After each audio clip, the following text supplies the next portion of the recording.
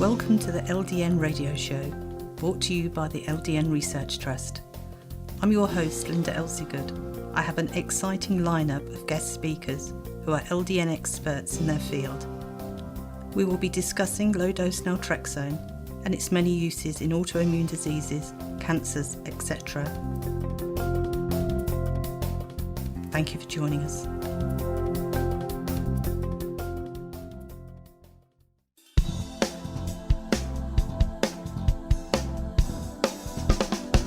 At Town & Country Compounding Pharmacy in Ringwood, New Jersey, owner, pharmacist John Herr and his team are passionate about low-dose naltrexone. They have compounded LDN for over 15 years and are committed to compounding high-quality medications and serving as an educational resource for patients and practitioners alike. Visit tccompound.com. Today my guest is pharmacist Kim Hanson. She's from the Town & Country Compounding Pharmacy in New Jersey. Thank you for joining us today, Kim. Oh, it's my pleasure. Thank you for having me. So, when did you first decide you wanted to become a pharmacist? Was it something you'd always wanted to do? Absolutely. I was working in a small independent pharmacy, a traditional retail pharmacy when I was in high school. And on occasion, the pharmacist there would say, "Hey, Kim, go mix these two creams," or "Hey, Kim, go mix these two liquids." I was hooked. I knew that's exactly what I wanted to do. And from that point on, I registered for pharmacy schools, and that was my path. I knew immediately that's what I wanted to do. Mm-hmm. So where did you study? Rutgers College of Pharmacy in New Jersey. Mm-hmm. So you haven't moved far. I've traveled far, but I haven't moved far. So once you started compounding, what were the main medications you were doing at that time? Oh, gosh. Back in the day, it was usually combining a couple of creams together. It was before we had a lot of the manufactured products that we have now. A lot of times compounds start off that way, and then they end up being manufactured items later. So I used to have to make a topical minoxidil solution. I used to have to make up progesterone capsules way back in the day, suppositories for progesterone. This is, 20 some odd years ago. So it was before I knew of LDN. So I was doing compounding before that. Again, mostly progesterone and topical dermatological items that were not commercially available. Mm-hmm. So how did you hear about LDN?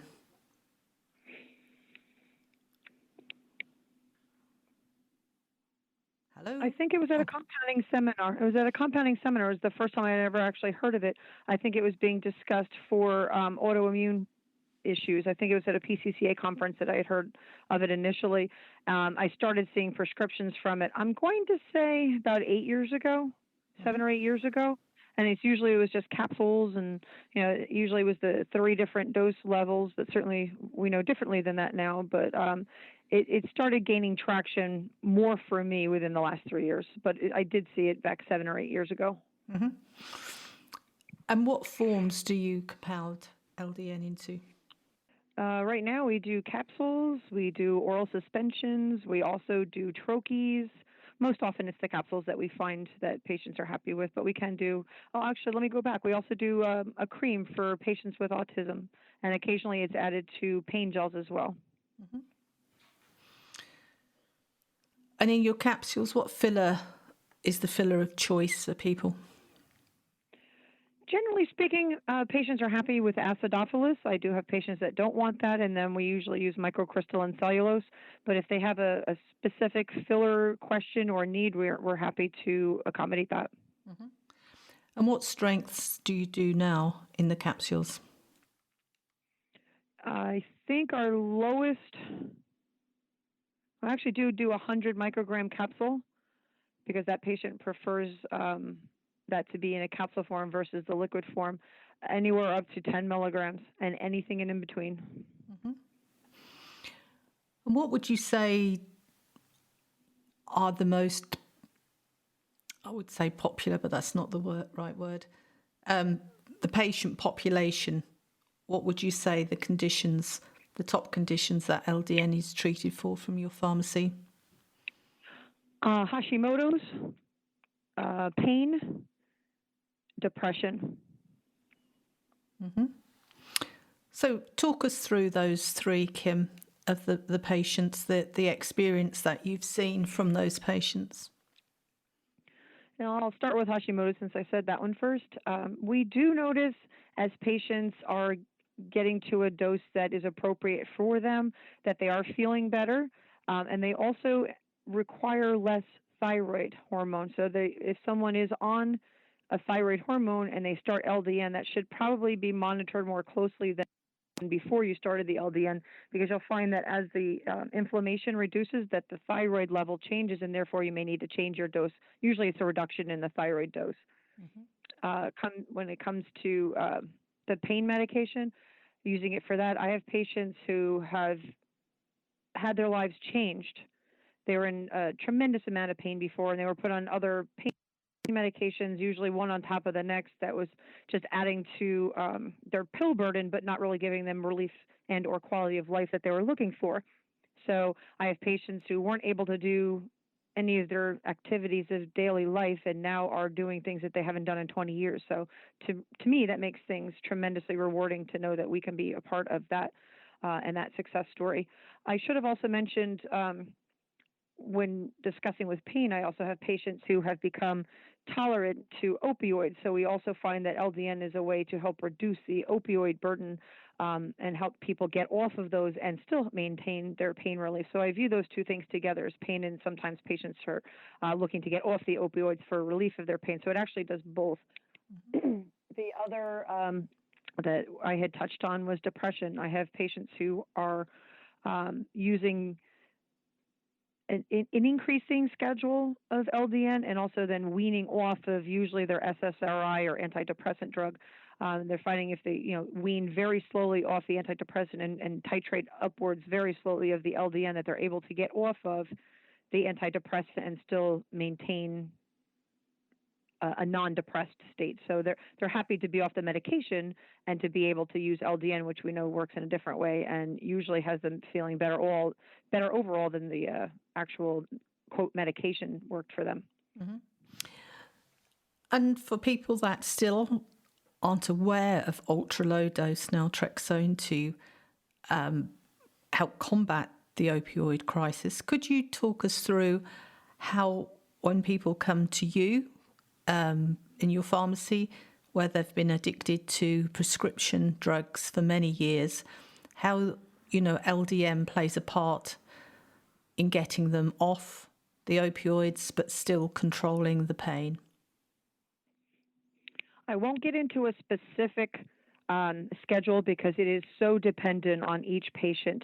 I will say that we usually start patients on the microdose or the low dose, ultra low dose naltrexone, usually in a suspension form, and they'll be on whatever their dose is, usually for about a month. And then after they're stabilized with that, then the pain management expert will slowly increase the dose of their ultra low dose naltrexone and then also decrease their opioid dose, usually by about 10%. But again, I don't want to give schedules Mm-hmm. and hard limits because, every patient is so different and their ability to reduce. And, it's very varied as far as that goes. But I have many patients who have been on rather strong doses of opioids and have been on that for years, have been able to slowly titrate up on the naltrexone and slowly wean down on the opioid and have had success and be pain-free and opioid-free. And that's huge. That's huge to have that happen for them. Specifically, we had one hospice nurse. Now, certainly hospice nurses are very well versed in pain and pain origins and pain protocols. So she herself had her own pain issue.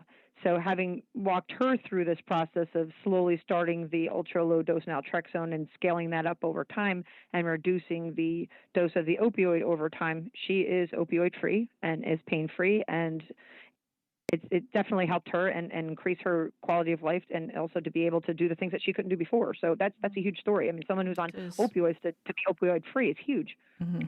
Oh, most definitely. So for people listening out there who are in a lot of pain, because I'm told nearly daily that there is somebody who's in terrible pain, but they're already on very high doses of an opioid. That doesn't seem to be working, and of course the problem with opioids is your body gets used to them and you have to keep increasing it to, get the effects you were having. So anybody who has chronic pain for whatever reason, or fibromyalgia, or having an autoimmune disease that has a pain component to it, how would they go about finding a doctor who would prescribe LDN, and one that would understand about the ultra low dose, who would be able to help them transition from the opioids to the ultra low dose? Well, there are two awesome ways to find that out. One is the LDN Research Trust. There are lists of physicians and practitioners on there that are knowledgeable in what we're talking about here, as well as you could also ask your local compounding pharmacist, because we are a treasure trove to know who is actually prescribing it in order to be able to send patients. It works both ways. The prescriber sends the patient, or I'm sorry, sends the order to us, so as they know that we'll do a quality compounded product, as well as I can then refer patients back to other practitioners because I know that they're knowledgeable in this and then they've attended our seminars, and that we can work together with them in order to get the best outcome for the patients. So it works both ways. Mm-hmm. And I was quite surprised when Dr. Samyadev Datta was telling me how quickly the process is, because I thought it would be a long, slow process. But, he was talking just, a few weeks, which was just like, wow. People that had been on opioids for many, many years find relief. And it just amazes me that something so small and so simple seems, like tickling the pain with a feather in those ultra low doses, rather than using, a really big mallet, which is the opioids, and for it to work, it just is mind blowing, isn't it? And of course, the price, the LDN is not expensive, and many people have to pay for it themselves. And it's not as a price where it's out of the reach of most people. I know we still have people who do not have money, they're sick, they're not able to work. And if it's a choice between food or LDN, that's a problem. But I mean, we're looking at like $30 a month, depending on where you have it compounded. It's an affordable drug, isn't it? Absolutely. We try to maintain that, because we do understand that patients are in pain and you don't want them to have to choose between therapy and their regular, their food or their bills or whatever that is. We want patients to get the relief that they need. We've kept what we're doing affordable so that we can make sure that it's available to as many patients as possible. Usually you'll find whatever pharmacy you use, if you do a kit in the beginning, if you're going to be starting a titration and working your way upwards, usually that pharmacy will put together a kit so you've got maybe 2 different doses of capsule in there so that you can gradually increase to the dose that you are working towards.